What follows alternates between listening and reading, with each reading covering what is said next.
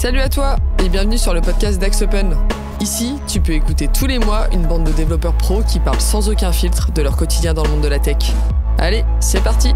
When I decided to hack you, whoever's in control of the exit nodes is also in control of the traffic, which makes me the one in control. Salut à tous et bienvenue dans notre podcast Axe Open. On se retrouve aujourd'hui pour faire un focus spécial sur la conception des socles applicatifs en entreprise. Alors si là, vous avez jamais entendu ce terme, ce qui est possible, l'idée d'un socle applicatif, pour faire simple, c'est d'avoir en fait une base commune, une sorte de starter dans l'entreprise qui va permettre aux développeurs de booter leur projet d'application de manière plus ou moins standardisée, on va justement en reparler après. Et ainsi, l'idée c'est d'avoir des applications qui respectent grosso modo les mêmes règles au sein d'un même SI. Alors, pour débroussailler le sujet et vous donner quelques bonnes pratiques, j'ai avec moi aujourd'hui, comme d'habitude, Philippe, le Javaman aigri. J'ai Greg, le grand sage. Bonjour à tous. Et on a deux invités un peu spéciaux qui sont deux personnes qui travaillent pas chez Axe Open, mais qui travaillent chez un de nos clients qui s'appelle Reliance, qui sont donc Bassem, qui est architecte technique. Bonjour. Et Sylvain, qui est architecte technique également pour pas faire dans le neuf, qui avait déjà notamment fait un podcast au micro de Philippe sur tout ce qui était architecture technique, ouverture du SI au monde de l'extérieur, que je vous encourage d'ailleurs, on vous remettra le lien dans la description, que je vous encourage à aller voir. Bonjour. Philippe, pour démarrer, on va faire comme d'habitude, on va poser les bases. On va poser les bases. Simple, classique. Si tu peux expliquer, alors j'ai fait une petite def dans l'intro, j'ai tenté. Si tu peux nous faire une petite définition de ce que c'est un peu plus concrètement, peut-être un socle applicatif, en tout cas ta vision de la chose. Alors, je vais essayer de faire une définition qui soit un peu générale, parce qu'en fait, en fonction des contextes clients dans lesquels vous pouvez vous situer, la notion de socle applicatif, elle est très, très diverse. En gros, l'idée de base, c'est d'arriver à une espèce d'harmonisation des pratiques au sein de l'entreprise. Donc, c'est pour ça que je dis volontairement, c'est pas forcément un sujet technique de base. C'est de faire en sorte que toutes les équipes d'une même entreprise, quand elles font quelque chose qui se ressemble, elles partent de la même manière. En gros, c'est ça l'idée de faire ça. Volontairement, je reste très vague à ce moment-là et on rentrera plus dans le détail dans le podcast de qu'est-ce qu'on met dedans, quels sont les services qu'on peut mettre, quelles sont les briques technologiques. Mais je préfère donner une définition assez large de dire on va essayer d'harmoniser une pratique au sein de l'entreprise. Tout de suite, je préfère dire que c'est très éloigné du concept de framework, parce que souvent les gens disent mais c'est quoi un socle applicatif ? Est-ce que c'est pas plus ou moins un framework ? Un framework, c'est pas vraiment ça. Un framework, c'est plutôt axé sur une technologie et des bonnes manières de faire, une manière de faire dans une technologie, mais de manière assez fermée. Un socle, ça va plus loin, parce que ça peut être des composants technologiques, ça peut être des services, ça peut être une manière de documenter, ça peut être une manière de livrer, ça peut être une manière d'héberger les choses. Donc il y a tout un tas de choses, des pratiques qui vont être harmonisées au sein d'une entreprise. Si on monte un peu dans l'histoire, du coup, cette notion d'harmonisation, de socle, etc., est-ce que c'est quelque chose qui est finalement un sujet assez récent dans les entreprises, ou est-ce que, au contraire, c'est quelque chose qu'on faisait déjà il y a une vingtaine d'années ? Alors, l'idée d'harmoniser est jamais récente. C'est toujours une idée qui a traversé les équipes informatiques depuis de nombreuses années. En fait, il y a eu plusieurs cycles. Il y a eu une approche très technologique moi j'avais beaucoup de clients qui historiquement faisaient vraiment presque du coup pour le coup leur framework maison, disant c'est comme ça qu'on développe, on développera jamais autrement et compagnie. Et en fait très rapidement ces approches là elles se butent à c'est quasiment immaintenable, la technologie qui est sous-jacente diverge et du coup le projet finalement devient au lieu de quelque chose qui permet d'accélérer le développement et de structurer, ça devient plutôt un limitant. Voilà. Donc ces approches-là très très normatives, des choses elles sont un peu en train de passer et là aujourd'hui on a plus et peut-être que Sylvain t'aura un petit peu, tu partageras ça, c'est plus une idée de dire on va partir par le haut, c'est-à-dire qu'est-ce qu'on veut à minima faire en commun et après petit à petit comment on peut le déployer au sein de l'entreprise, mais de manière un peu plus légère et light que la version qu'on avait dans les années 2000. Moi ce que je rajouterais aussi c'est que de nos jours en fait on utilise beaucoup de technologies dans les entreprises. Avant, on avait une technologie, on était dans le monde Java, on était dans le monde .NET. Maintenant, on est de plus en plus dans plusieurs mondes à la fois. Et donc, avoir un seul framework, un seul socle applicatif, c'est plus possible, en fait. Donc, c'est là, effectivement, où je te rejoins, où c'est plus dans harmoniser les façons de faire, se doter de briques qu'on peut réutiliser, bien sûr, mais pas avoir un framework qui est tout prêt, qui est tout maison. Et ça comme tu le dis, on ne tient pas dans le temps et ça devient obsolète. Ouais, ça devient obsolète parce qu'il y a le nouveau service métier qui vient avec sa nouvelle idée de faire sa nouvelle techno parce que c'est utile dans ce projet à lui. Et soit tu lui dis non, soit tu lui dis bah non, au moins on va essayer de trouver dans ça, on va te donner un certain cadre pour que ce que tu fais là, ça puisse quand même s'intégrer correctement au reste du SI. Et c'est quoi parce que tout à l'heure, vous parlez un petit peu de briques. C'est quoi, en gros, les choses qu'on peut trouver, en fait, dans un socle? Bassem? On peut prendre quelques exemples. Ça peut être des briques qui tournent autour d'un développement purement de front utilisateur, comme par exemple une solution pour faire un CAPTCHA, rajouter un CAPTCHA ou sécuriser un accès à une API. Ça peut être une brique de gestion de documents, qui devient du coup une brique réutilisable dans plusieurs contextes, ou une brique de diffusion pour envoyer des flux sortants. Par exemple, on a un sujet autour de ces flux dans notre système, envoyer des mails, des SMS en intégration avec d'autres services. Ça peut être des exemples très concrètes.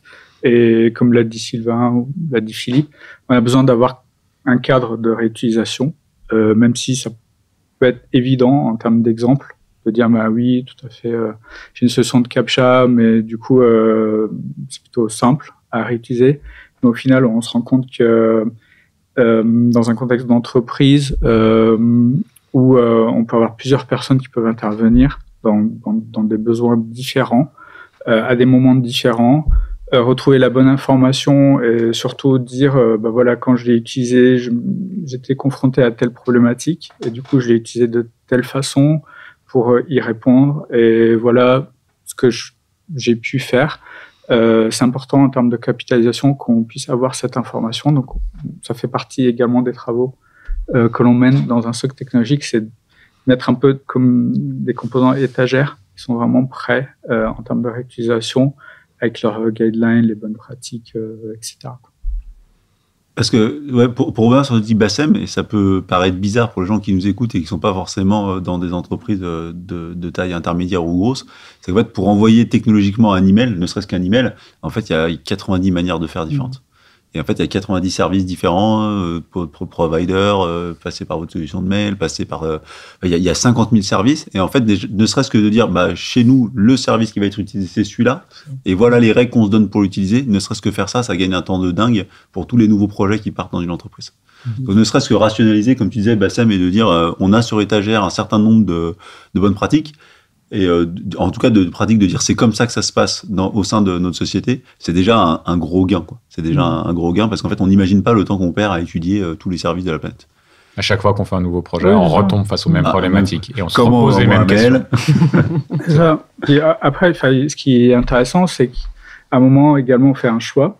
Si on prend cet exemple qui est quelque chose d'assez basique en théorie, imaginons on part avec une façon de faire.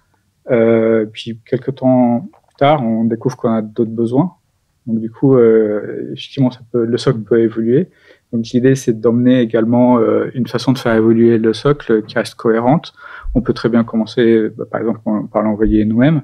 Après, on se rend compte qu'il faut aller plus loin parce qu'on a besoin de savoir réellement comment ça se passe, avoir des statistiques, se donner des limites, etc. Faire peut-être des envois en masse. Justement commencer à regarder pour aller plus loin, avoir des solutions d'envoi, par exemple, de mails qu'on veut rajouter dans notre solution, dans notre socle, et que derrière on veut réutiliser. Donc, du coup, derrière ça entraîne un peu cet effort de demander à tout le monde d'y aller. Mais encore une fois, il faut vraiment poser un peu ce cadre pour chaque brique. De dire pourquoi on choisit telle solution, comment on l'utilise, où est-ce comment derrière on lui définit vraiment pas ses règles, mais ses guidelines en termes d'utilisation, parce que derrière, du coup, on envoie des données et également cette dimension-là qui est importante. Donc ça tire quand même pas mal de réflexion derrière. Ouais, ce que tu dis là, Bassem, c'est aussi de dire que tu crées un socle à un moment donné, mais qu'aussi il va être évolutif dans le temps et que pour le coup, il va falloir effectivement le suivre comme un projet, j'imagine, à part entière. Qu'est-ce qui fait en fait aujourd'hui, par exemple, vous chez Reliance, que vous vous êtes posé la question de se dire, à un moment donné, il faut absolument qu'on crée du coup un socle? Alors en fait, cette réflexion, elle est arrivée l'année dernière chez nous. Alors, ça ne veut pas dire qu'on n'avait pas de composants réutilisables, qu'on n'avait pas déjà des bonnes pratiques. Ça, on l'avait déjà, mais c'était hétérogène, c'était fait au cas par cas. Il n'y avait pas d'équipe en charge de ça. L'été dernier, on va dire, peut-être même un petit peu avant, on a commencé à se rendre compte que on est dans un moment où l'entreprise, elle se transforme et on sort de plus en plus de nouveaux produits. Donc nous, on est dans le domaine de l'assurance et du risk management. Mais donc, on a des nouveaux produits d'assurance, mais on a aussi des nouveaux produits de risk management. Et donc, du coup, on a des nouvelles applications à construire. Et en fait, on en a plus qu'avant. Parce qu'avant, on était très centré sur, on construit notre outil de gestion et notre outil de gestion, il n'évolue pas tous les jours. On ne reconstruit pas tous les jours en back-office de gestion de contrat ou de gestion de sinistre. Donc, une fois qu'on l'a fait, on l'a fait. Et après, on le fait évoluer au périmètre près.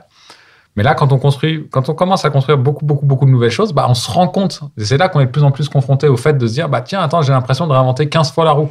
Et en plus, j'ai l'impression d'être en frein à l'innovation dans l'entreprise parce que, comme je me repose 15 fois la question, en fait, je suis pas concentré sur ce qu'apporte de la valeur, je suis concentré sur comment je vais arriver à délivrer cette valeur.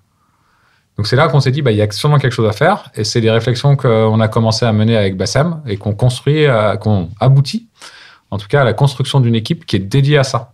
On va avoir une équipe, on a une équipe maintenant chez Reliance, dont Bassem est le responsable, qui est en charge de ce qu'on a appelé, nous, cette tech platform, cette bibliothèque de composants réutilisables, documentés, prêts à l'emploi, qu'on va enrichir petit à petit. Donc, on reprend des composants existants, éventuellement, on en profite pour leur remettre en bon coup de pinceau. Et puis, on va construire des nouveaux composants de manière à ce que toute équipe produit, toute équipe projet qui lance une nouvelle application, un nouveau site web, puisse se dire, tiens, j'ai besoin à un moment de mettre en CAPTCHA parce que je veux sécuriser telle partie, j'ai besoin de passer par une brique d'API management, je regarde qu'est-ce qu'il y a dans le catalogue et s'il y a dans le catalogue, tant mieux, s'il n'y a pas dans le catalogue, je vais quand même poser la question à l'équipe Tech Platform de dire, pourquoi c'est pas dans le catalogue? Moi, ça me semblerait devoir l'être. Et ça va permettre de l'enrichir dans le temps. On sait que c'est quelque chose qui va ne faire que s'enrichir dans le temps. C'est pas en one shot.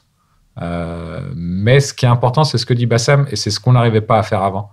C'est de dire il faut garantir la pérennité dans le temps. C'est vraiment pour ça aussi qu'on construit une équipe, de manière à se dire, je vais prendre un exemple. Autour de la signature électronique, on avait construit des choses. Alors, on ne va pas inventer une solution de signature électronique. Il y en a sur le marché. Mais on avait développé un composant pour abstraire un petit peu cette solution. Nous, on a trouvé un partenaire, on travaille avec ce partenaire-là, mais sa solution, elle est hyper riche. Or, dans 80% des cas, ce qu'on fait, c'est plutôt basique. Donc, on avait construit ce qu'on pourrait appeler en termes de pattern une façade. Sauf que cette façade, on l'avait construite dans le cadre d'un projet. Puis après, il y a un autre projet qui est arrivé qui a fait évoluer un peu la façade. Puis après, un troisième projet qui est arrivé qui l'a fait diverger, qui l'a forqué. Et donc, du coup, on se retrouve avec 3 instances quasiment installées en production qui ne fonctionnent pas toutes pareilles. Et donc, du coup, quand il y a un nouveau qui arrive, en fait, on se retourne vers qui? Vers la première équipe, la deuxième équipe, la troisième équipe? Non, l'idée, c'est de se dire, on considère que ce composant, il fait partie de la tech platform, on l'harmonise. Et ça, c'est notamment des travaux qu'on est en train de faire en ce moment. On était hier en réunion sur le sujet avec Bassem et l'équipe et d'autres personnes. Et derrière, on le documente et on le fait vivre dans le temps. Et le faire vivre dans le temps, c'est aussi se poser des questions. Aujourd'hui, par exemple, on fait que de la signature basique. Il y a 3 niveaux de signature, pour ceux qui connaissent un petit peu ça. Là, on commence à avoir des besoins de signature avancée. Et c'est un projet qui a besoin de ça.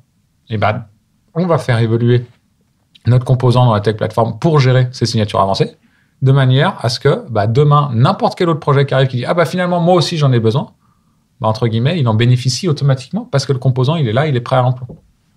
C'est quelque chose qui est assez récent, du coup, la tech platform. Est-ce que vous commencez déjà à mesurer des gains de ce que vous avez pu commencer à mettre en place depuis 1 an, c'est ça? Ou vous travaillez dessus? Alors, les réflexions, elles ont 1 an, mais la mise en place, elle date de janvier.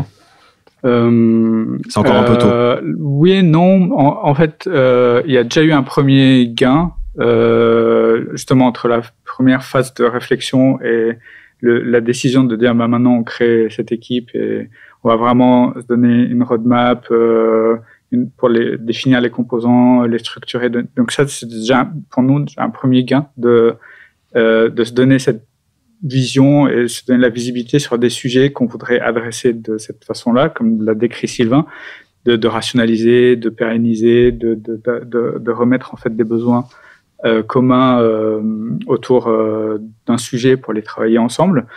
Et après, ça va vite. C'est-à-dire que du moment où on s'est mis un peu dans cette dynamique, aujourd'hui, donc c'est vraiment structurer la démarche et monter cette équipe, ça prend un petit peu de temps. Donc ça commence vraiment à commencer on va dire, à être rodé, à avancer, dans le sens où on veut construire l'équipe. Et les premiers gains, c'est déjà, on a commencé à dresser des sujets, par exemple la signature, comme l'a dit Sylvain, ou d'autres sujets pour lesquels il y avait un petit effort à faire, une dizaine de jours ou quelques ateliers de réflexion, où on a déjà commencé à dire, ben voilà, pour ce sujet-là, notre cible, elle est là. On a packagé une première version du composant, soit en repartant d'un existant, soit en faisant un nouveau développement ou en prenant une nouvelle solution. Et ça va vite, en fait. C'est que les sujets sont, pour certains, pas énormes. Pour des gros sujets, donc là, ça prend un peu plus de temps. Mais pour des petits sujets, ça peut se faire rapidement. Donc, pour les personnes qui nous écoutent, qui veulent se lancer dans la démarche, un des points clés pour commencer à avoir des gains et pouvoir derrière les mesurer, c'est également trouver des petits sujets pour les faire avancer dans cette dynamique-là. Moi, je suis assez d'accord. Alors, je sais pas, peut-être que ça casse le plan de Camille, mais si on parle de démarche mise en place pour voir les clients qui l'ont fait et les clients qu'on accompagne là-dessus, je pense qu'il ne faut pas essayer d'avoir une vision holistique des choses, de tout faire, parce qu'en fait, c'est comme ça qu'on accouche de rien. Il faut prendre quelques pain points bien identifiés dont on sait qu'on est capable d'apporter une valeur et que c'est des sujets... C'est marrant que tu parles de la signature électronique. Enfin, vous parlez de la signature électronique, c'est un des sujets qu'effectivement, on façade quasiment tout le temps dans les socles, parce que du coup, c'est facile à faire et puis ça permet de distribuer le service à toute l'entreprise. Je pense effectivement de commencer par... un ensemble de petits points qui sont des choses un petit peu récurrentes, qui sont facilement adressables. Je pense que c'est la bonne approche. Juste un petit complément également là-dessus. Donc on a travaillé sur la roadmap avec Sylvain pour dire qu'est-ce qu'on voudrait faire également là pour 2024. Et l'objectif derrière donc cette partie qu'on appelle Tech Platform, c'est de travailler de façon très rapprochée avec nos équipes produits. C'est de dire, voilà, qu'est-ce qu'on est en train également de faire sur nos produits qu'on veut sortir là dans les prochains mois sur cette année-là. Et en fait, on a construit la roadmap en fonction.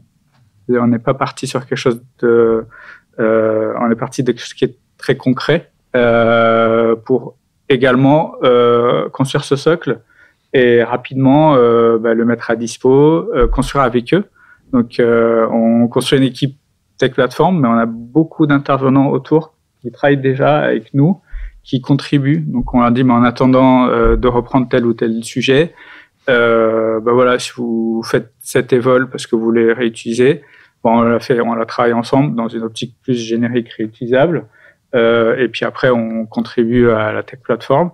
Quand on aura le dispositif dans la Tech Platform pour reprendre ce sujet-là, on le reprend. On travaille déjà ensemble avec ce nouveau dispositif et on commence déjà à livrer en production avec cette façon-là de travailler. Donc, on est vraiment également dans cette optique de se raccrocher à nos solutions derrière, à nos produits d'assurance pour l'utilisation de ce socle. J'insiste sur ce que dit Bassem parce que le meilleur moyen d'échouer, c'est d'avoir une vision un peu trop technologique et de se dire, effectivement, tiens, technologiquement, c'est intéressant de faire un composant qui est réutilisable sur telle ou telle partie. J'ai pas forcément d'idée en tête. Mais si derrière, il y a personne pour l'utiliser, entre guillemets, on a cramé du gaz pour rien. On s'est fait plaisir. On s'est fait plaisir. C'est bien, on s'est fait plaisir.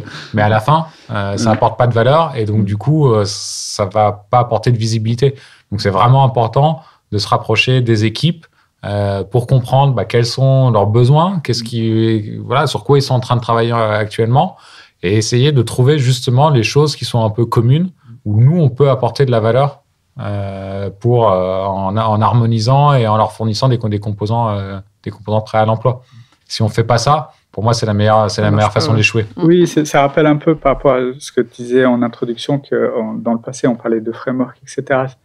c'est un peu si on n'est pas dans le concret, c'est comme si on construisait une sorte de framework de composants, pas une framework de technologie purement Java ou autre, et qu'au finalement on va garder un peu sur étagère et il sera un peu éloigné de l'utilisation concrète qu'on voudra en faire. Mais je suis d'accord, à la différence d'un framework qui se doit d'être très générique, très abstrait, de tout encaisser, un socle, il se doit d'apporter des réponses très concrètes à des cas métiers, comme tu disais, Sylvain. Sinon, tu passes à côté de l'objectif qui est d'accélérer les développements, d'harmoniser les pratiques. Et moi, je vois beaucoup un des écueils chez nos clients qui font des socles, c'est qu'ils font des composants, par exemple des composants, ils vont passer des années à faire des composants qui traitent tous les cas. Mais en fait, ça n'apporte pas vraiment de valeur au métier, parce qu'ils vont l'utiliser que dans certains cas très particuliers. Et donc, du coup, quand on fait un socle, il faut savoir ne pas trop le génériciser, parce que sinon, même si intellectuellement c'est satisfaisant, en fait, c'est juste une perte de temps. Il faut qu'il y ait une gouvernance et une roadmap du socle, en fait. L'organisation, c'est hyper important sur un socle applicatif, et c'est là la différence du socle applicatif et du framework. Je pense que le framework, on peut se permettre de dire, bon, j'ai un truc, c'est technique, je le réutilise souvent, je vais construire autour de ça un petit truc, une petite brique, alors que le socle applicatif, ça s'inscrit vraiment dans la durée et dans la longueur. Déjà, il faut en avoir besoin, c'est-à-dire qu'à la première application qu'on fait, on se pose pas la question de la décliner en socle applicatif.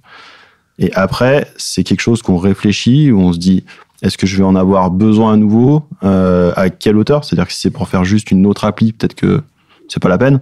Si c'est pour faire 3, 4, décliner 5, 6 applis sur le même modèle, avec les mêmes composants, en passant par les mêmes endroits, peu importe la technologie, là, ça vaut le coup de construire un socle applicatif. Socle applicatif, ça a un coût aussi.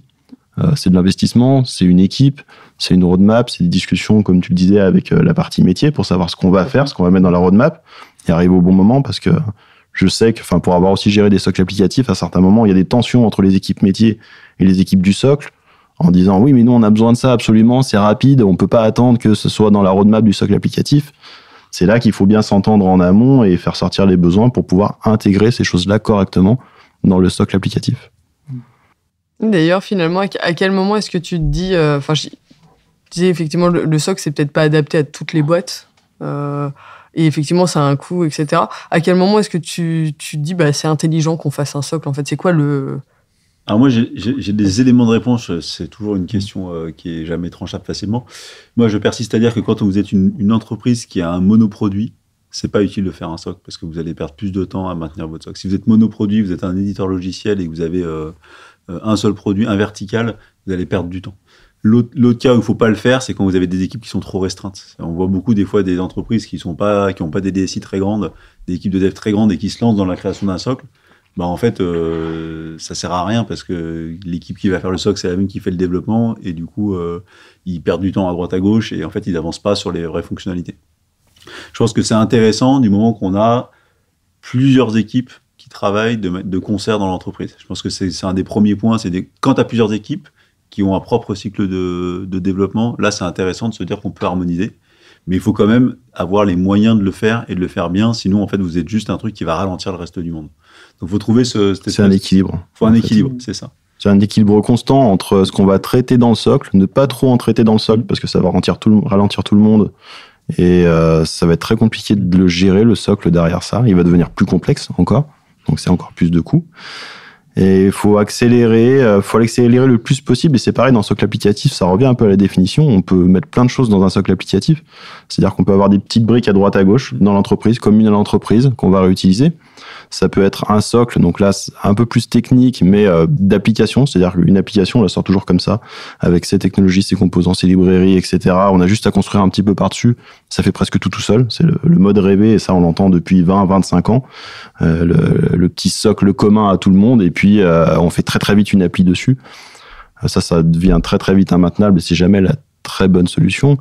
Et puis on peut considérer qu'un ERP ultra personnalisable, ça peut être un socle applicatif en tant que tel. C'est-à-dire que ça va remplir des fonctionnalités métiers, être réutilisable, mais c'est un socle applicatif qui a des coûts monstrueux.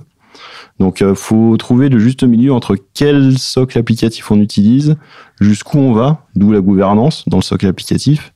Et puis, essayer aussi de rationaliser les coûts, parce que plus on a un socle qui est gros, plus on a des coûts qui sont dépensés pour, au final, une valeur ajoutée qui va être de l'amélioration future, mais qui n'est pas directement mesurable. C'est pour ça que je vous posais la question sur est-ce que vous avez pu mesurer les gains, c'est quelque chose qui est hyper dur à mesurer sur un socle applicatif et qu'on a le retour après quelques années d'utilisation seulement, à condition qu'on ne soit pas allé trop loin dans le socle et qu'on n'ait pas dépassé la limite du juste équilibre. On a pu... En tout cas, oui, en effet, une des questions qui est importante sur ces mesures également, c'est de se dire, si dans une situation où on l'a pas, qu'est-ce qu'on aurait pu gagner si on avait... nous, on a un exemple concret sur un composant que là, on a rendu générique et réutilisable, et puis il est en train de rentrer dans notre socle. Il y a un an, on l'avait à un endroit du SI, mais on l'avait pas à disposition pour d'autres personnes. Et en fait, du coup, ça prend du temps. À un instant T, quand dans la roadmap, il faut sortir par exemple une fonctionnalité pour le mois d'après et le composant il n'a pas été travaillé dans cette optique-là et il n'est pas prêt, du coup, qu'est-ce qu'on fait? On n'avait pas forcément les moyens de le rendre générique, etc. et le mettre dans le socle. Du coup, on a fait quelque chose pour répondre à ce besoin-là, qui a créé une sorte de doublon, mais pas tout à fait le même pour y répondre. Et ça, c'est une façon de dire, finalement, c'est plutôt mesurer la perte, c'est pas mesurer le gain. À l'inverse, on a pu mesurer. Et aujourd'hui, on sait, maintenant qu'on a ce composant, toutes les autres équipes qui vont se poser la même question, il est là, on va plus mesurer, se dire, c'est dommage, parce que on a fait cet effort. Et c'est sûr qu'on sera gagnant, même s'il n'y a pas là à l'instant T une mesure directe de ce gain. Et encore, on va le déployer bientôt là dans 2 mois en production. Et après, ça peut aller vraiment vite.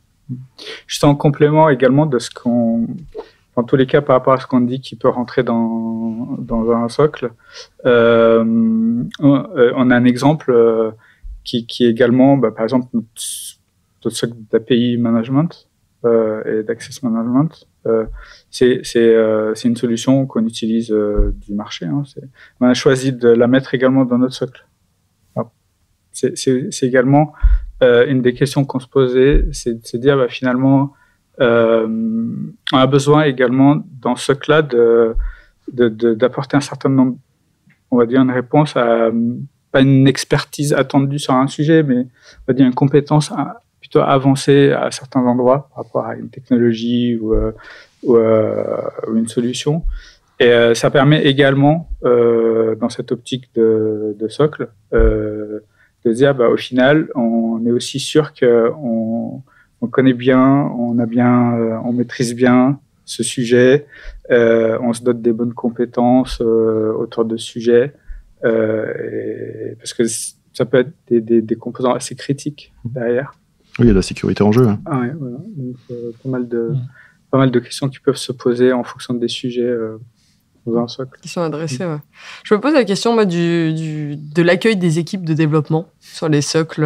Est-ce que c'est toujours... Parce que, comme on a pu en parler, il y avait des avantages... Moi, je vais te prendre le sujet pour en avoir fait sur des grosses boîtes avec énormément de porteurs de projets qui n'étaient pas forcément dans l'interne de la boîte. Ça peut être des services qui venaient développer. T'as 2 réactions. T'as une réaction assez cool. Vous avez déjà fait un pré-travail de je m'interconnecte aux différents SI, donc c'est pratique. Et en même temps, après, il y a le concept de le socle. Il n'est pas hyper agile et hyper rapide par rapport à ce que je veux faire. Pourquoi ? Parce que quand vous faites un socle, vous êtes toujours un petit peu à la traîne de la technologie. Et vous allez, dans votre socle, vous avez que des technologies que vous avez éprouvées, que vous maîtrisez et compagnie. Donc le petit framework à la mode, la petite nouvelle manière de faire ou la petite fonctionnalité, généralement, ça rentre pas bien dans le socle parce que la vitesse du socle n'est pas la même que ça. Et du coup, il peut y avoir des frustrations. Mais en fait, c'est des frustrations qui sont, j'ai envie de dire, juvéniles parce qu'en fait, quand on regarde le cycle de vie du projet, tout ce que ça apporte, ces socles, c'est 100 fois supérieur à la petite frustration de la nouvelle techno ou de la nouvelle librairie, quoi. Mais donc, du coup, il faut savoir l'introduire correctement auprès des équipes de développement. Et je pense que la bonne approche, c'est une approche un peu catalogue, c'est-à-dire de dire, voilà tout ce que le socle vous apporte. Vous n'êtes pas obligé de prendre tout comme étant l'alpha et l'oméga et je dois tout le cleaner, mais vous prenez là-dedans les choses qui vous paraissent pertinentes et qui peuvent vous aider là-dessus. On n'a pas parlé de qu'est-ce qu'on mettrait dans un socle et ce qu'on mettrait pas dans un socle. Moi, il y a des choses que je trouve importantes dans un socle qui sont pas forcément techniques. Alors, je trouve ça intéressant d'en parler de temps en temps. Je trouve que, par exemple, d'avoir une guideline graphique, un style de manière de faire les composants, un UX design à peu près générique pour l'entreprise. Je trouve que c'est des choses qui sont pas technico-techniques. On n'a pas besoin forcément de les implémenter, mais qui font gagner beaucoup de temps dans le cycle de vie du... Et puis ça n'apporte rien quand on développe, quoi. Ça n'apporte rien quand on développe, tu te reposes la question. Et en fait, s'il y a déjà quelque chose qui est fourni au sein de l'entreprise, ça peut être ne serait-ce qu'un Figma ou un... Mais voilà, pas forcément besoin de l'implémenter, mais au moins de l'avoir. Je trouve que c'est des choses qui sont vraiment importantes là-dedans. Après, il y a tout ce qui tourne autour de la chaîne DevOps. Moi, je trouve qu'aujourd'hui, c'est des choses qui devraient être dans un SOC parce que c'est super pénible. On fera un podcast, je pense, sur le plateforme engineering bientôt, mais il y a des choses comme ça qui devraient faire partir d'un SOC parce que, franchement, quand tu es une équipe de dev, de savoir comment tu vas héberger dans une entreprise, sachant que toutes les entreprises hébergent différemment, c'est des choses qui sont vraiment que tu es content d'avoir. Moi, je parle en tant que prestataire service. Quand tu arrives dans une boîte, tu dis, je vais développer. Je sais que j'ai la chaîne DevOps qui va fonctionner. Je sais que j'ai une charte graphique qui est à peu près bien pensée. Et donc, du coup, je vais pouvoir me focaliser sur le dev des fonctionnalités, quoi. Ouais, vas-y. On sourit un peu tous les deux avec Bassam là sur le sujet. Je vais me permettre de réagir sur la partie UX, UI et je laisserai Bassam sur la plateforme engineering parce que je pense que t'en parleras encore mieux que moi.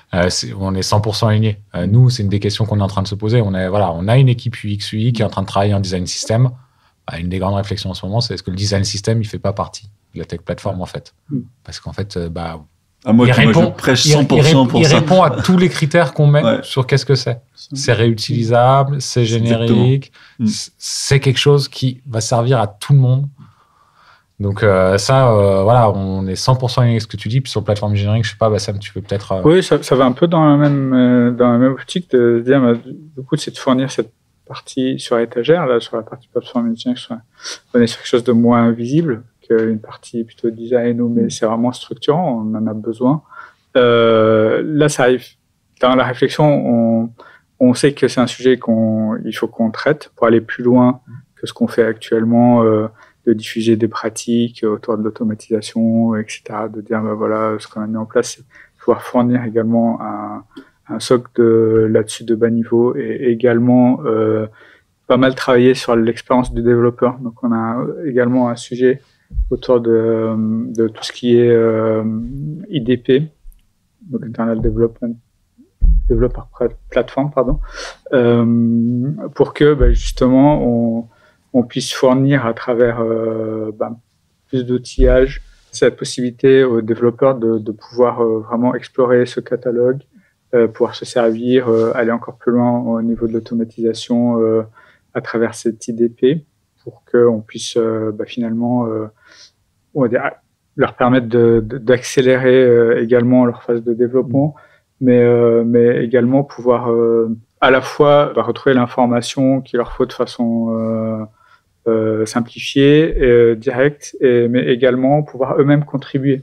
Parce c'est en fait, je reviens juste tout à l'heure par rapport à la question de dire comment les développeurs finalement derrière accueillent ce sujet. Je pense qu'ils ont aussi un grand rôle à jouer là-dedans, de venir également l'enrichir et construire cette partie qui les concerne directement. Donc cette partie qui est en lien avec sa partie plateforme et IDP. Aujourd'hui, on a fait exprès de laisser une feuille blanche. C'est-à-dire qu'on va commencer à travailler sur le sujet. Ça va donner leurs idées et tout. Il n'y a pas de roadmap. C'est un peu fait de façon volontaire. On a juste prévu du temps et des moyens. Et après, l'idée, c'est de se mettre avec tout le monde. Et chacun a des idées. Avec Sylvain, on a des idées. Moi, je suis assez enthousiaste en ce moment avec l'idée de l'IDP, mais je pense qu'il y a 10 000 autres idées qui vont arriver. Et puis, on va pouvoir construire avec tout le monde. Comme à l'inverse, d'autres sujets qui sont dans le SOC sont vraiment des sujets un peu technico-fonctionnels ou vraiment pour aller faire quelque chose en particulier, soit au niveau, par exemple, ce qu'on dit du design, etc., ou CAPTCHA ou de l'API ou autre. Là, il y a d'autres sujets où il faut vraiment se poser, travailler avec tout le monde. Mais quelque part, on est un peu aussi, moi je trouve, en train de casser le modèle d'une équipe produit qui doit avoir toutes les compétences, Ops, DevOps, Dev, etc., qui doit tout avoir, qui doit tout savoir faire. On se rend compte, et c'est toi le premier, Bassam, qui me pointait ce sujet-là, que c'est plus possible. C'est devenu tellement compliqué, il y a tellement de choses à connaître que c'est plus possible. Et c'est là où justement on doit apporter des réponses Et nous, c'est la façon dont on veut apporter une réponse avec cette tech plateforme, avec des gens qui, sur certains sujets, sont des experts de ce sujet-là. Et en fait, ils travaillent pour tout le monde. Mais on ne peut pas avoir un expert DevOps dans chaque équipe produit. Moi, je crois pas à ce modèle. Non, c'est pas possible, c'est trop compliqué, on demande trop de choses. C'est une charge mentale trop forte pour les équipes. Puis tu parlais tout à l'heure, ne serait-ce qu'une API management, c'est rigolo comme produit, on a déjà échangé, mais ça demande une expertise. Tu peux pas demander aux développeurs ou même à l'équipe DevOps de comprendre comment ça fonctionne, comment ça s'administre, c'est pas possible. C'est une des questions qu'on s'était posée à l'époque avec Sylvain, quand on a commencé à poser cette solution autour de l'API management, c'est où est-ce qu'on la positionne. Parce que effectivement, à l'époque, on avait donc nos équipes de produits, on avait l'équipe autour de ce qui est DevOps, Ops, etc., l'équipe d'archi, et la partie SOC d'API, c'était où? Et donc au final, on l'avait gardé nous dans notre scope pour s'en occuper, mais ça a toute sa place. Ça pouvait pas être dans les équipes métiers. Côté Ops, prod, je pense que c'est un peu éloigné également parce qu'il y a une dimension aussi fonctionnelle là-dedans. Tu ne peux pas laisser ça à l'Ops. Des API, voilà. Et aujourd'hui, dans cette plutôt dimension tech plateforme, on dit on lui donne cette place. On l'a fait rentrer dans la tech plateforme. Et tu disais du coup, donc là pour les briques effectivement qui sont plutôt communes et intéressantes à mettre dans un socle. À contrario, il y a des choses à complètement éviter. On se dit, il faut absolument pas les mettre dans le socle parce que c'est. En fait, pour moi, et si on n'arrive pas à maîtriser le sujet. Moi, par exemple, si demain, parce qu'effectivement, il y a des questionnements, il y a des personnes qui commencent à se poser des questions autour de nous, en disant, est-ce que tel ou tel sujet, on peut le faire entrer dans la plateforme ou pas? Pour pouvoir y répondre. Donc, pour moi, il n'y a pas de réponse universelle. En tous les cas, on a posé des critères. On se dit, il y a des critères, ça c'est nos critères à nous. Généricité pour nous dans notre contexte, réutilisation, qu'on soit capable de trouver les bonnes compétences pour pouvoir y travailler, qu'est-ce que ça veut dire, etc. Puis derrière, donc si ça rentre là-dedans et qu'on est capable de maîtriser technologiquement parlant et que ça reste cohérent avec l'écosystème, il n'y a pas de frein. Si à l'inverse, on voit qu'il y a vraiment quelque chose qui est impossible. Si demain, je donne un exemple qui est vraiment pas, c'est vraiment un exemple juste pour illustrer, mais si demain quelqu'un nous dit, est-ce qu'on peut mettre dans le socle une partie de l'infra, je pense que c'est pas bon. Ouais, c'est pas le sujet. Voilà, parce qu'on ne pourra jamais, c'est pas notre métier de gérer ça, et ça sera jamais. Là, on est plus proche des applications, plus des applicatifs, on est plus proche des équipes produits, on est plus proche des devs. On est un peu proche également de nos ops pour aller jusqu'au bout du cycle et après pouvoir délivrer parce que nous, au final, on veut délivrer des solutions pour nous, pour nos clients, pour nos partenaires. Et si ça rentre dans ce cadre-là, avec ces critères-là, il n'y a pas de frein. C'est OK, sinon moi, c'est ciao. Il y a quand même des choses sur lesquelles je me dis c'est un non-starter et ça ne devrait pas y être. Je me dis que dès qu'on commence à faire quelque chose qui ne devient pas standard, c'est-à-dire, qu'est-ce que je veux dire par là, c'est par exemple, moi je vois beaucoup de gens qui s'amusent à bidouiller, la sécurité dans leur framework en disant la framework, sur Java, je vais changer mon Spring Security pour qu'il ait un comportement qui s'intègre à mon SI et compagnie. Et en fait, je pense que dès qu'on vient de manière orthogonale avec la technologie pure entre guillemets, c'est-à-dire qu'on vient faire quelque chose qui n'est pas dans l'esprit du framework ou qui n'est pas dans l'esprit de la technologie qu'on utilise. En fait, on va créer des problèmes à long terme parce que les équipes de développement qui vont arriver, du coup, le socle, il va venir leur apprendre quelque chose qui n'est pas nativement ce qui est voilà. Et en faisant ça, vous ralentissez votre équipe de développement parce qu'elle doit comprendre votre socle. Et du moment qu'elle doit comprendre votre socle pour faire du développement, je pense que là, on a perdu un peu le sujet. On a perdu un peu l'intérêt du socle. Et en plus, plus vous allez de manière...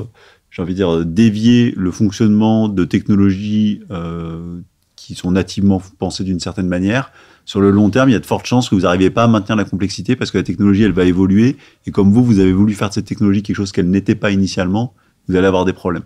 Donc moi, ma limite, ça serait de dire, je vais vous prendre un exemple pour que ce soit très clair. Moi, j'ai un client qui s'était amusé à réencapsuler la gestion des dates pour faire différemment. Et en fait, du coup, quand tu venais développer pour eux, les notions intuitives de développeurs que tu avais sur le marché, elles ne s'appliquaient plus parce qu'ils avaient repensé les dates différemment. Et ça, je pense que c'est une très mauvaise pratique parce que du coup, vous venez casser les standards qui sont universellement reconnus comme étant une manière de faire. Même si votre solution est potentiellement mieux, en fait, vous allez ralentir le développeur et vous allez vous allez créer des problèmes à long terme. Je sais pas ce que tu en penses, Sylvain, mais je pense que la limite, c'est ça. C'est-à-dire de dire, il faut que j'apporte quelque chose tout en n'étant pas un truc qui travestit la vérité. Non, je suis assez d'accord. Et moi, je reviendrai quand même aussi surtout sur c'est quoi la valeur que je veux apporter. On s'est posé la question en début d'année. Moi, j'avais une idée sur le papier super intéressante. On s'est posé. Bassem n'était pas convaincu. Et on s'est posé 2 heures ensemble. On y a réfléchi. On s'est dit, mais dans quel cas d'usage, comment ça se concrétiserait? Et on s'est rendu compte que le gain par rapport à l'effort c'était ridicule. Aujourd'hui, c'était pas possible. C'était pas possible. Peut-être que demain, on aura plus de cas d'usage. Mais aujourd'hui, on n'avait pas assez de cas d'usage pour se dire ce composant-là, il va apporter quelque chose. Au moment où on a fait ce constat-là, on savait que ça allait nous coûter beaucoup d'argent pour un composant qui serait peut-être pas si réutilisable que ça et qui répondra à 1 ou 2 cas d'usage. Mais je me serais fait plaisir. Mais je me serais fait plaisir. Et ça compte. Ça compte. Ah oui, mais c'est là toute la difficulté et c'est là où faut travailler à plusieurs parce que c'est à plusieurs que justement on est arrivé à se dire non, on le fait pas. On garde l'idée. Elle est sous le côté. Peut-être qu'un jour elle nous servira. Et on a vu des gens en explorant d'autres sujets. On a vu des gens qui ont fait des choses très approchantes de ce qu'on avait fait, mais ils l'ont fait avec un vrai besoin derrière et des vrais clients. Et surtout qu'ils ont mis 10 ans à le faire. Exactement. C'est leur produit. C'est un éditeur, c'est leur produit. Donc là, on se dit, on n'a peut-être pas fait le mauvais choix de le stopper. Et heureusement que Bassam était là. Non, mais un des freins, c'est clairement la complexité aussi à rendre générique un besoin. C'est-à-dire que si on se tord la tête, on tord le problème dans tous les sens pour se dire ce besoin-là, j'aimerais bien qu'il soit dans le socle, mais en fait, c'est trop compliqué. Là, c'est un frein immédiat. C'est aussi effectivement un petit levier qu'on peut avoir dans sa tête, se dire si on commence à trop réfléchir, effectivement, c'est que ça va pas. Et du coup, ça me faisait penser, Philippe aussi, tu as parlé de sécurité. Je pense que c'est un truc que je ferais rentrer, moi, dans un socle applicatif. Toute la partie sécurité qui est souvent un risque sur une appli, qui est compliqué à gérer et qu'il faut bien réfléchir, je le ferais rentrer ce composant-là dans la partie... le choix des normes de sécurité que tu veux appliquer, le choix de la manière de faire, oui. Inventer son protocole de sécurité, non. Mauvaise idée en général. Ouais. Ça me permet de rebondir sur une chose. C'est un peu un credo qu'on a avec Bassem. La tech platform, c'est pas que des composants qu'on développe. C'est aussi des composants qu'on intègre. Qu'on choisit. Je reviens sur le sujet de la signature électronique. On va pas développer notre solution de signature électronique. Comme tu vas pas développer un login mot de passe. Non. Donc cette tech platform, c'est un mix entre des choses qu'on développe et des choses qu'on intègre. Ouais, ça te permet d'apporter du service aussi.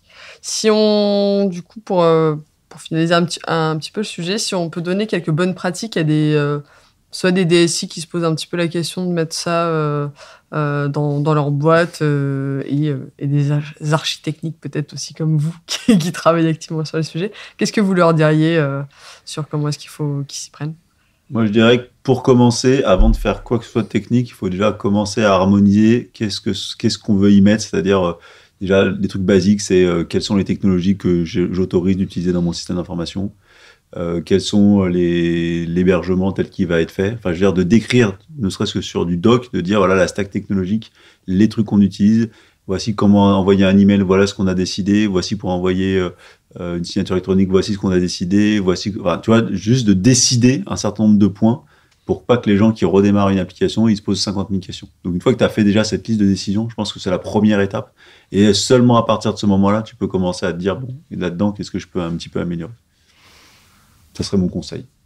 Bassem? Moi, mon conseil, c'est effectivement de faire un inventaire. Commencer par un inventaire de ce qui existe et qui mérite d'être harmonisé ou retravaillé dans une optique de réutilisation ou tout simplement documenter. Il y a des sujets avec Sylvain, et ça, il manque un mode opératoire parce que là, on perd du temps et il faut écrire le mode opératoire qui va avec. Mais le composant est là. Mais juste, il n'est pas documenté. Donc, les équipes n'arrivent pas à s'en servir. Oui, donc commencer vraiment par là. Ça permet déjà de situer ce qui et de lister les sujets et de situer le travail pour chacun des sujets.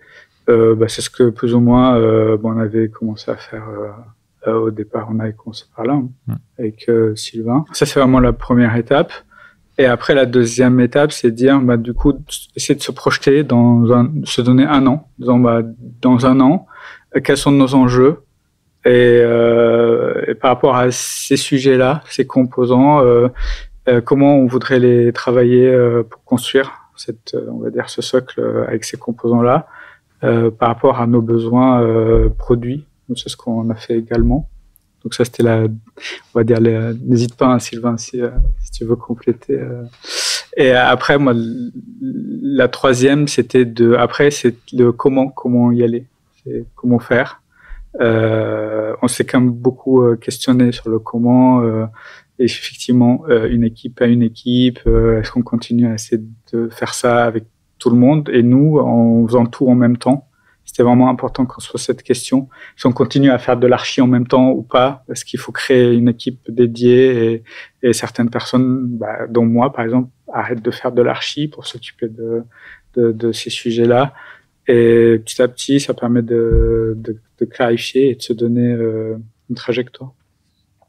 Sylvain, si tu veux. Moi, je vais revenir sur des choses totalement différentes. Il y a deux choses. C'est il n'y a pas une bonne façon de faire. C'est aussi, et c'est là où je renchéris sur ce que dit Bassem, c'est posez-vous la question sur comment vous voulez le faire dans votre entreprise, parce que toute entreprise est différente. Et l'autre point, c'est un peu plus même critique, c'est est-ce que vous avez réellement besoin d'une tech plateforme? Parce que Philippe, tu l'évoquais tout à l'heure, quand on est un éditeur monoproduit, mais il y a aussi plein d'autres cas. Nous, on a senti ce besoin parce qu'on sentait qu'on accélérait le rythme de production de nouveaux produits. Et que on sentait que ce rythme-là allait faire que s'accélérer et qu'on allait être de plus en plus challengé, même dans ce rythme-là, pour être encore capable d'aller plus vite. Donc on s'est dit, oui, là, on sent qu'il y a un besoin. Maintenant, si vous êtes, et c'est pas une critique, si vous êtes sur des produits qui sont juste en train d'évoluer et que vous sortez pas des nouveaux produits où vous repartez sur des nouvelles choses à construire, en fait, vous n'en avez peut-être pas besoin, ou en tout cas pas le même besoin et pas la même urgence. Donc, c'est quand même vraiment important de se poser la question, est-ce que j'en ai besoin? À quoi ça va me servir? Parce que sinon, en fait, on va cramer du gaz. Et à la fin, le constat qui sera fait par toutes les équipes, c'est beau, mais finalement, en fait, vous m'avez juste demandé de réécrire des choses que j'avais déjà écrites pour que je puisse dire que j'utilise le composant de la tech platform. Et c'est décevant. C'est un peu décevant. Le socle applicatif n'est pas un effet de mode, quoi. Il faut en avoir besoin. Non, il faut vraiment avoir besoin. Après, il y a deux éléments aussi qui je peux rajouter qui peuvent être intéressants et importants. Il y a également des fois des signaux de l'intérieur de l'entreprise. Il y a des personnes qui sont aussi en demande, de dire moi aussi c'est utile pour moi d'avoir soit l'information, soit le composant qui est déjà tout prêt, parce que ça me fait perdre du temps et j'ai pas forcément ni les moyens ni l'envie de le faire, parce que moi je développe une fonctionnalité purement métier. Et voilà, si je peux mettre une ligne en plus et je peux utiliser quelque chose tout fait, donc ça il faut vraiment voir si dans l'entreprise il y a également ce besoin. Et Greg, toi, tu avais des conseils à donner? Non, moi, juste sur la partie, donc après tout ce qui a été dit, sur la partie organisationnelle, il faut que la société soit prête à mettre en place un socle applicatif. C'est-à-dire que les lignes de produits soient claires, qu'elles aient une roadmap claire pour pouvoir travailler avec, qu'elles aient aussi envie de travailler avec un socle applicatif et que ce ne soit pas une contrainte pour eux. Il faut une bonne entente générale parce que, comme on disait tout à l'heure, ça peut être vite super d'avoir un socle applicatif. C'est génial, il y a plein de choses qui sont faites, on va aller super vite. Et puis, à la fin, ça peut être c'est la faute du socle applicatif parce que ça fait pas ça, parce qu'ils sont pas assez réactifs, etc. Donc, il y a un gros côté aussi organisationnel au sein de la boîte qu'il faut prendre en compte. Ça me fait penser à un dernier sujet avant qu'on passe au coup de cœur ou au coup de gueule de Philippe. Je sais pas encore s'il a décidé. Tout faire. Côté des utilisateurs, équipes de développement, etc., il y a une véritable, entre guillemets, formation qui est faite, ou c'est simplement, voilà, vous avez tel catalogue à disposition et vous vous débrouillez, ou est-ce qu'il y a besoin d'un accompagnement qui est vraiment c'est ça. plus poussé? En fait, c'est plutôt le mot, c'est plus l'accompagnement. C'est de qu'il y ait quelqu'un qui aide s'il n'y a pas les informations à disposition, à utiliser une première fois quand il y a besoin de monter en compétence sur un sujet, de prévoir, sans réponse à la question de l'organisation, prévoir un dispositif d'être là en support au moins la première fois. Et puis après, quand les personnes ont compris et ils sont autonomes, ça y a pas de souci. Mais c'est vraiment indispensable. Et cette question d'organisation autour est vraiment super importante et pour laquelle je pense c'est important vraiment de détailler et d'en parler et poser quelque chose pour que ce soit également, que ça puisse pas être derrière également amener des frictions ou que ce soit vraiment dans un mode très collaboratif et que chacun vraiment comprenne ce que l'autre va lui apporter par rapport à ce socle. Merci à tous pour vos avis sur le sujet. C'est un sacré morceau, hein, finalement. On se rend compte, si on veut mettre si vous qui nous écoutez voulez mettre un socle en place, effectivement, ça se gère en gros comme un vrai projet. Faut mettre une équipe dédiée et une équipe en plus sur le long terme. Donc, faut avoir les moyens de ses ambitions, quoi. Et que ce soit utile. Philippe, je vais te laisser démarrer avec un... C'est le coup de gueule. Alors du coup, c'est un coup de gueule, mais c'est aussi un appel aux gens de la table et à ceux qui nous écoutent pour avoir des bonnes solutions pour ce problème-là. Moi, j'ai un problème depuis un certain temps et ça m'énerve prodigieusement, c'est que sur les plateformes de type Azure ou AWS, ils arrêtent, enfin ils discontinuent des services. Et en fait, il n'y a aucun moyen de savoir, ou alors j'ai pas compris comment on faisait, pour savoir quels étaient les roadmaps à moyen et long terme de chacun des services. On a un client là sur lequel on lui a fait installer le système sur Azure de conversion vidéo. S'il nous écoute, il sera ravi. De conversion vidéo qu'ils utilisaient. Et en fait, genre 3 mois après, ils nous ont envoyé un mail en disant qu'ils discontinuaient le service parce que on sait pas pourquoi. Et que du coup, on avait 1 mois pour s'en aller. Donc, ce qui est sympa, mais voilà. Et en fait, je trouve que de plus en plus, avec ces systèmes de services, on a vraiment du mal à avoir une roadmap fine de chacun des services et jusqu'à combien de temps ils vont les mettre à jour et s'ils les arrêtent, enfin, voilà. Et moi, je trouve que ça devient vraiment compliqué parce que, comme on a dit, les applis sont de plus en plus des assemblages de briques qui existent et en fait, on n'a pas les roadmaps ou alors, faut aller fouiller dans je sais pas où, mais en tout cas, je sais pas si quelqu'un a une solution pour suivre les roadmaps de tous ces services qu'on utilise, parce que du coup, c'est un peu problématique aujourd'hui dans le monde du développement. Enfin, je sais pas, peut-être que autour de la table, vous partagerez pas, mais moi, je trouve que ça m'agace prodigieusement. Bon, Greg, notre grand sage. Si, non, je partage complètement. Les roadmaps à très court terme, on les a, quoi, quand ils envoient le mail. Ouais, quand t'envoies le mail. 1 mois avant, quand ils l'ont publié, mais sinon, non, on les a pas. Mais je suis assez d'accord avec toi, et moi, du coup, c'est une tendance vraiment à me pousser à la méfiance sur l'utilisation des services très ciblés, en fait, de la partie cloud. Les services généralistes, il n'y a pas de problème, mais les services très ciblés, on peut se poser des questions et ils vont le couper quand, en fait. Ouais. Et GCP, c'était Google, c'est assez... c'est les spécialistes pour couper un service dont ils en ont plus besoin. Mais ouais, tout le monde fait ça, AWS fait ça, Azure fait ça. En tout cas, ils donnent pas la visibilité, je trouve que c'est vraiment assez pénible, quoi. Non, après, ils sont dépendants aussi des logiciels qu'ils utilisent. Enfin, on voit le cas avec Elasticsearch, où Elasticsearch a coupé la licence. Redis a coupé la licence. Donc, ils sont obligés de forker, d'utiliser autre chose. Mais bon, vu l'argent qu'ils se sont fait sur le dos d'Elastic et sur Redis, je pense qu'ils peuvent le faire.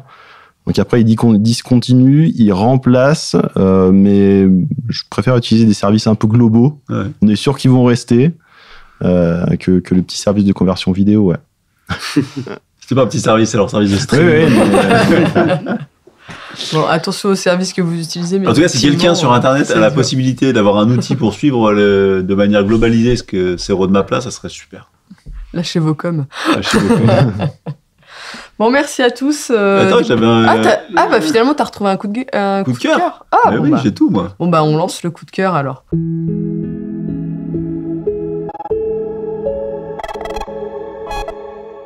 Que de surprise, Philippe, aujourd'hui. Ouais. La question, mais c'est combien il en a?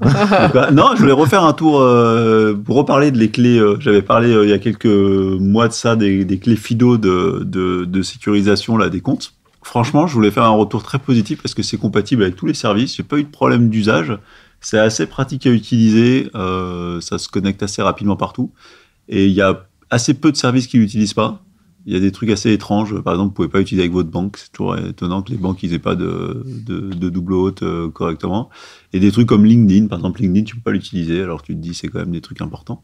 Mais globalement, sur les gros trucs de services type AWS, Azure, les trucs de compte Office et compagnie, ça fonctionne très bien. Tu peux même le faire sur le Mac, l'utiliser pour déverrouiller ton Mac. Ça marche très bien. Et en tout cas, moi, j'ai eu aucun problème de compatibilité. Ça a toujours marché. Même la partie NFC. Donc moi, j'ai une clé NFC, c'est-à-dire qu'on peut la mettre sur son téléphone et ça marche. Donc moi, je voulais faire un retour très positif sur ces clés-là. Même si le petit point négatif, c'est que ces clés coûtent très cher.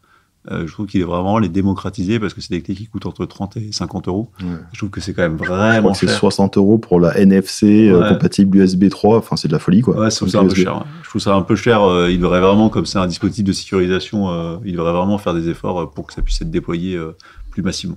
Ça, un gros avantage, ces clés, c'est qu'on déploie pas mal de double authent dans les entreprises. Souvent, il y a des collaborateurs qui sont réticents à avoir un dispositif de MFA sur leur téléphone. Ils veulent pas installer une appli sur leur téléphone personnel, etc. Je pense que c'est une bonne solution, en fait, d'avoir des clés. Vous fournissez les clés. Bon, c'est un peu cher, comme le dit Philippe, mais au moins, ça reste la propriété de l'entreprise, quoi.